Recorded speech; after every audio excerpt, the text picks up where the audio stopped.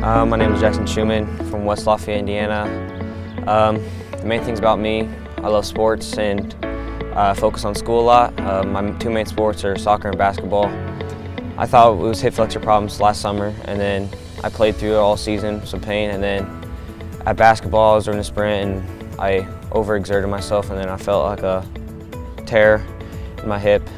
So then we went to the doctor and he said that he didn't see any hip impingement, so then we went down to Indianapolis where we found Dr. Myers, and he they took some x-rays at the hospital, and he came back with 2 x-rays that said I had hip impingement in both hips and that I tore the labrum in my left hip, and he informed me of that.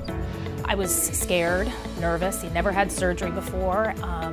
I was worried about the physical part of it, but I knew how important sports was to him emotionally too. So I think that was the biggest relief for me. And just to see, Jessica and the doctors really appreciate him as a whole patient, as a whole person. So actually, Jackson came into us prior to having a surgery. We had been working with him. He wasn't getting any better, so he followed up with an orthopedic surgeon, saw the surgeon, and had a surgery, came in following. We already kind of knew a little bit what to do prior to surgery, and he had some exercises from that. COVID hit, and it was kind of one of those things where, he didn't feel comfortable coming in. His parents preferred him be at home. We still had to do therapy because, he had a surgery, so we wanted to get him back to a sport that he was previously at.